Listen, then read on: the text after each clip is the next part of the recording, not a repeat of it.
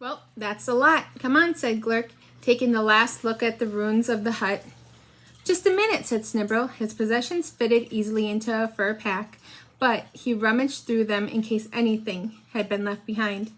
There was a bone knife with a carved wood handle and a spare pair of boots. Then there was a coil of bowstring and a bag of arrowheads and a piece of lucky dust. Right at the bottom, Snibble's fingers closed round a lumpy bag. He lifted it out carefully, taking care not to damage its contents, and opened it. 2, 5, 8, 9, all there, their varnish catching the light as he moved his fingers. Huh, said Glurk. I don't know why you bother with them. Another bag of arrowheads would fill the space better. Snibble shook his head and held up the coins, which gleamed with varnish. They had been shaped from the redwood of the chair leg mines. On one side, each coin carried a carving of the emperor's head. They were Tirarni, the coins of the Dumi, and they had cost many skins at Tregomaris. In fact, they were skins, if you looked at it like that, or pots or knives or spears. At least, so Pismir said. Snibble never quite understood this, but it seemed that so great was the Dumi love for the emperor, they would give and take the little wooden pictures of him in exchange for skins and fur. At least, so Pismir said. Snibble wasn't sure that Pismir understood finance any more than he did. As the two of them made their way to the carts, it was less than a day since Frey had come. But what a day. Arguments mostly. The richer mudmonks hadn't wanted to leave, especially since no one had a clear idea of where they would go. And Pismir had gone off somewhere on business of his own. Then, in the middle of the morning, they had heard Snarg's cry in the south. Someone saw shadows gliding amongst the hares. Someone else said he saw eyes peering over the stockade. After that, the argument stopped. The Mudrungs were used to traveling, as people suddenly pointed out. They moved around every year or so to better hunting grounds. They'd been planning this move for months, probably. It wasn't as if they were running away, everyone said. No one could say they were running away. They were walking away, quite slowly. Before mid-afternoon, the area inside the stockade was filled with carts, cows, and people carrying furniture. Now the bustle was over. They all waited for Glurk. His cart was the finest, a family heirloom, with a curved roof covered with furs. It needed 4 ponies to pull it. Huts were things that you built to last a year or so, but carts were what you handed down to your grandchildren. Behind it, a string of pack ponies, laden with the Orcsan wealth of furs, waited patiently. Then came the lesser carts. None as rich as the Orcsan cart, though some almost equaled it. After them came the poorer hand carts, and the families that could afford only 1 pony and 1/3 share of a cow. And last came the people on foot. It seemed to Snibble that those who carried all their personal goods in one hand looked a bit more cheerful than those who were leaving half theirs behind. Snibble left Roland on the shade of the hares and drew his knife. He crept towards the sleeper and made to raise his hat brim with the knife point.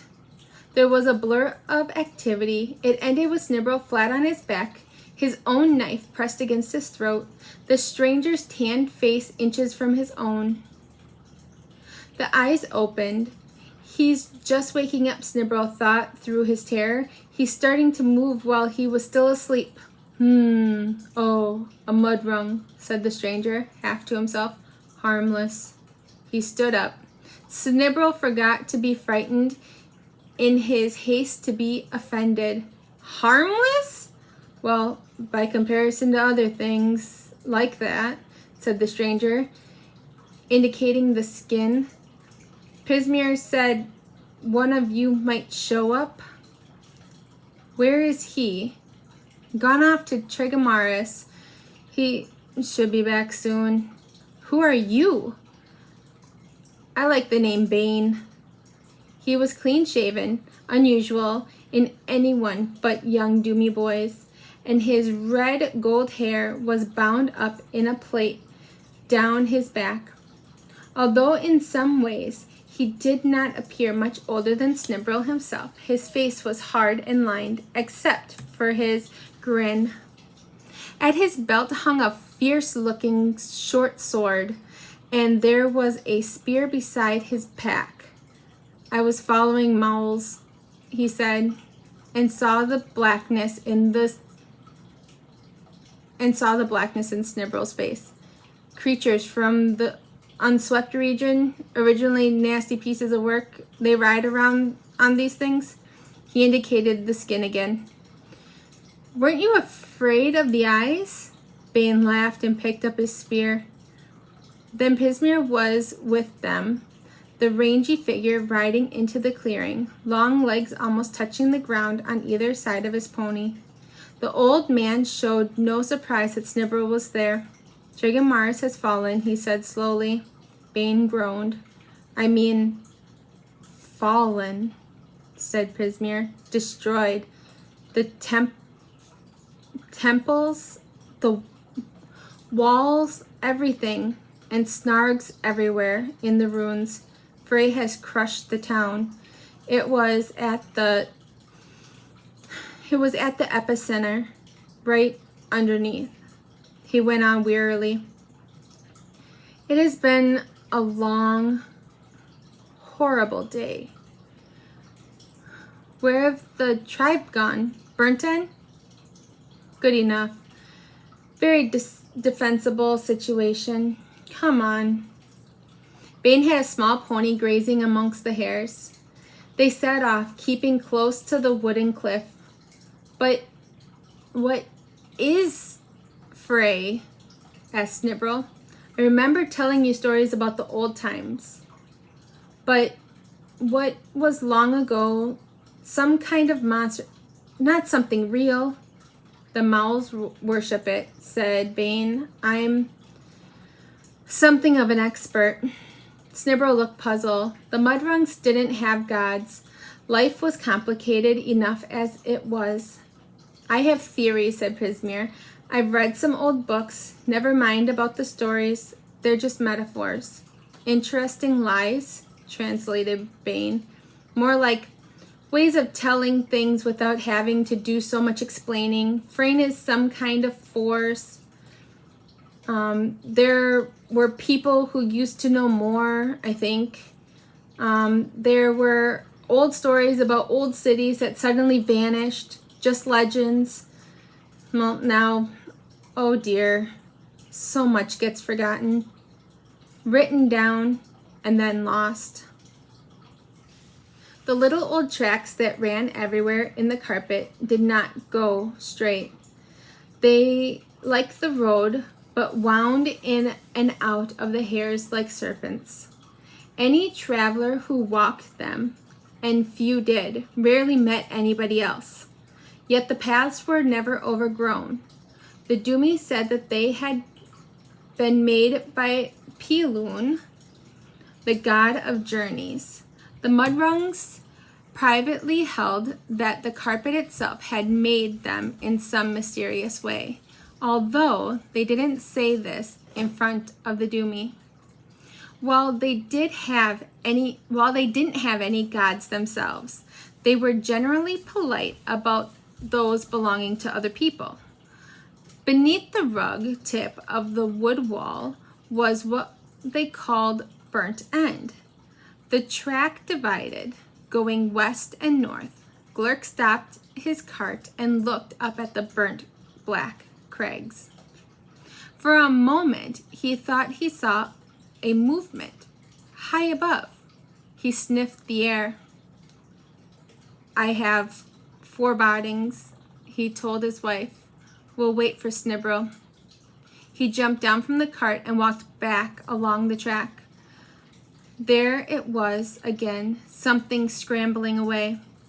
Nope, just a shadow, Glurk sniffed again. Then he shook himself. This was no way to behave, jumping at shadows. He raised his cup hand to his mouth. "Gather the carts around in a circle," he cried. "We'll camp here." If you could put up the unpleasantness and the ash, Burnt End was a safe place to be. The hares had broken when the wood wall fell into the carpet, so there was not much cover for attackers. But the feel of the place was unsettling. Glurk bullied the tribe until the carts formed a wall, ponies and cattle penned inside. He ordered an armed man to sit on top of every cart, and he set others to lighting fires and readying the camp for night. Keep them busy. That was one of the 3 rules of being chief that Old Grim had passed on to him. Act confidently, never say, "I don't know." And when all else fails, keep 'em busy. Glurk had hunted near Burnt End before, and the deathliness around the blackened wood would be unnerving even at the best of times. The only thing to do was work, laugh loudly, or sing, or march about with spears before everyone's fears got the better of them. Soon, cooking fires sprang up with the ring. Glurk climbed on top of his cart and peered back down the track. Fires got seen by things. Yet there was nothing like a fire to embolden the heart, and the hot meal did wonders for the courage. Were Snargs out there? Well, they could deal with Snargs. They had always been about the nasty, cowardly things. Snargs had just enough brains to know not to attack a village. They preferred the track to the lonely traveler. If the odds were in their favor, Glurk didn't like the change. After a while, Glurk climbed down and took his hunting knife from under the seat. It was carved out of a Snarg's thigh bone, and as good as a sword if it had to be.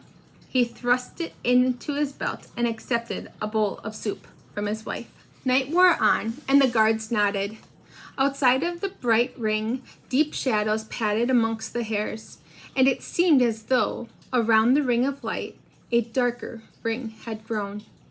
They attacked from the south of the ring. There was a howl, then a cart rocked. Its guard jumped for its life. It was Girth,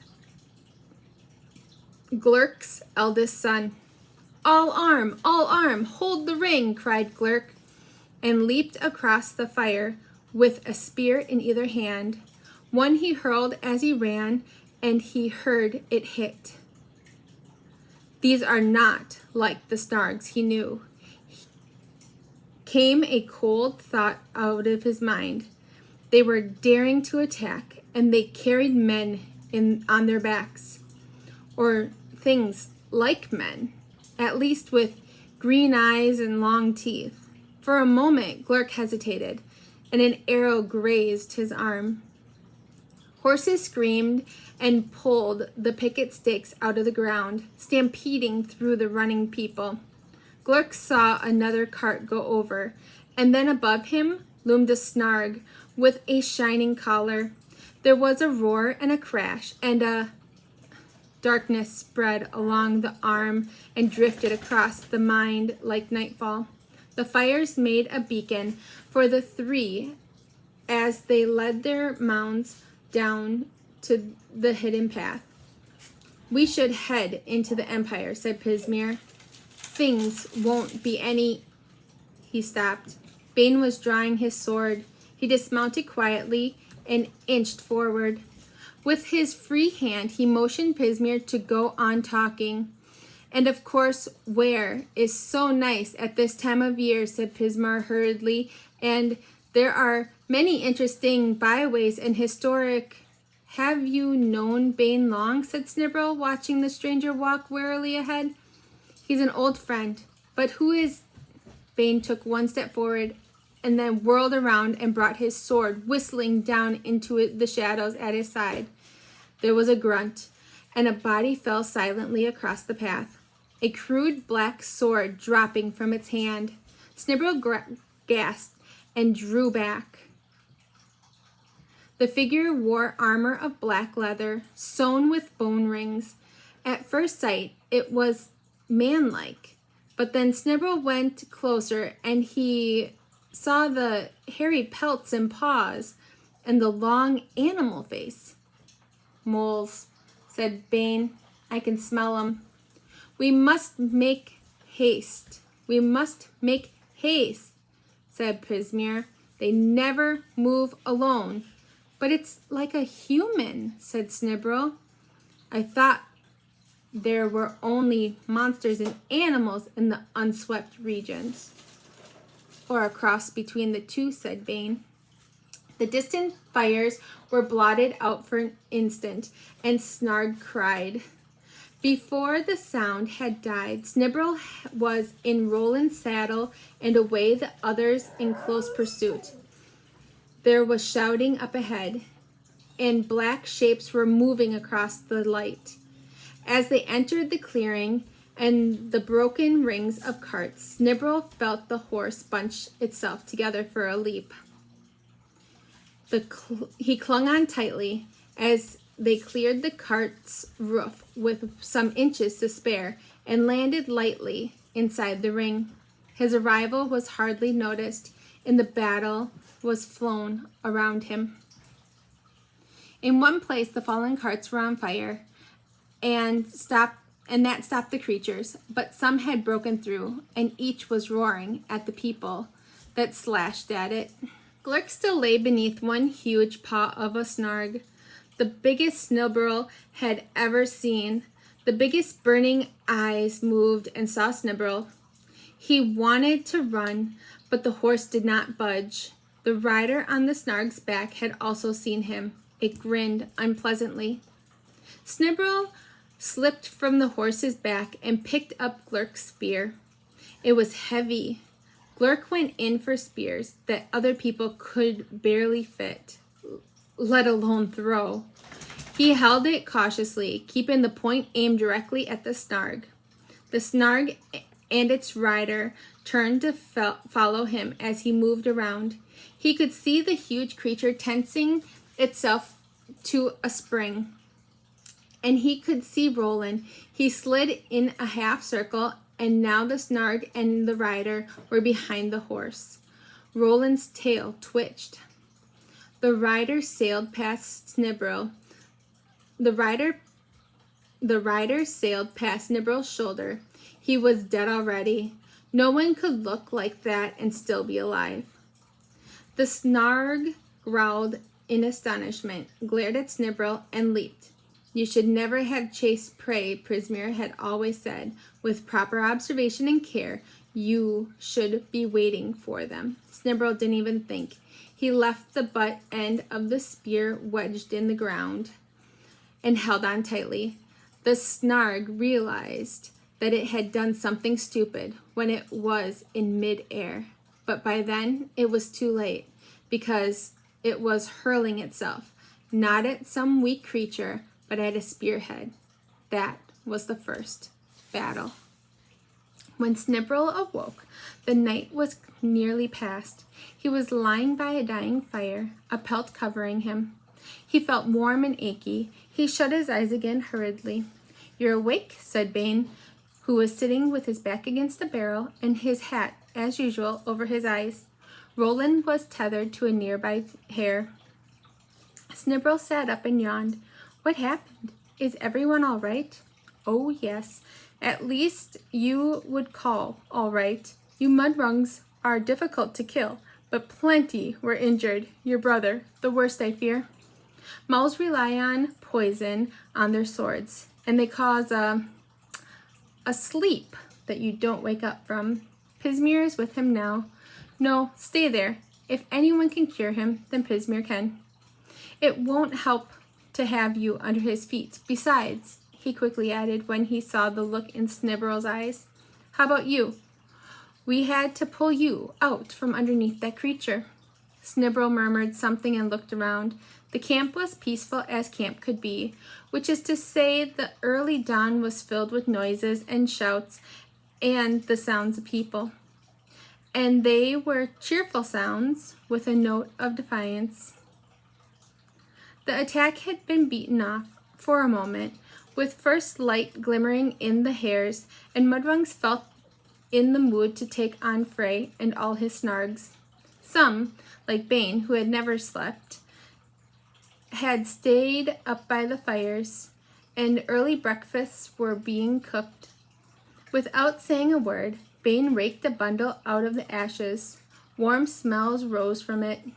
"Hunch a snarg, baked in its own juices," he said, slitting the burnt outer crust. "I killed the owner myself, I'm pleased to say.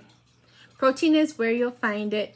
I will have a piece with no fat on it," said Pismir, stepping down from the oxen's cart. Snibble saw the weariness in the old man's face. His herb bag lay beside him, almost empty. Pismir ate in silence for a while, and then he wiped his mouth. "He's as strong as a horse," he said, in answer to the unspoken question. "The gods of all large, amiable creatures must have been present at his birth, whether he believes in them or not. He'll still be weak, though, until the poison has completely gone. He should stay in bed for at least 2 days. So I told Bertha 6. He'll fret and bully her into letting him up the day after tomorrow, and feel a lot better for having outwitted me. Positive thinking. That's the style." He looked at Snibble. "What about you? You might not have escaped half so easily." "Oh, I know. It's useless to say all this," he added, catching Bane's grin. "But I wish that people who sing about the deeds of heroes would think about the people who have cleared up after them." He held up his herb bag, and with this, he said, "Just different types of dust. Few useful plants. That's not medicine. That's just a way of keeping people amused while they're ill. We've lost so much." "You said that before," said Snibble. "What have we lost?" "Knowledge, proper medicine, books, carpentry. People get lazy. Empires, too. If you don't look after knowledge, it goes away. Look at this." He threw down what looked like a belt, made up of 7 different colored squares linked together with thongs. "That was made by whites."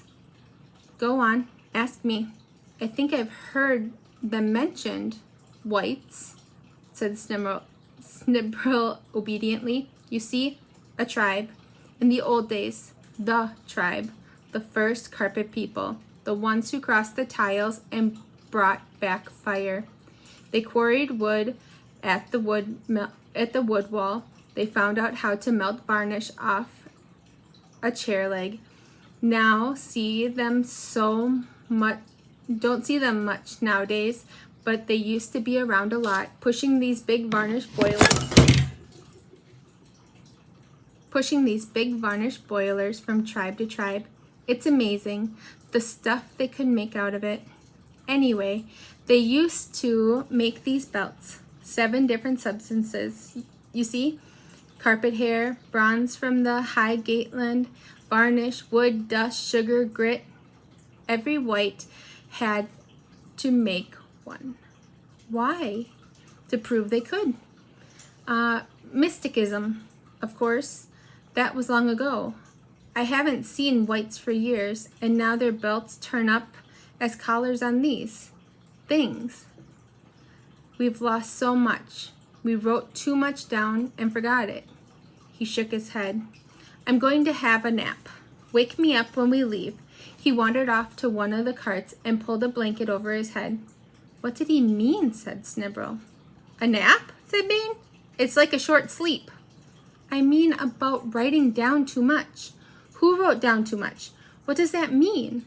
For the first time since Snibble had met him, Bane looked comfortable. That's up to him to tell you, he said. Everyone has things they remember.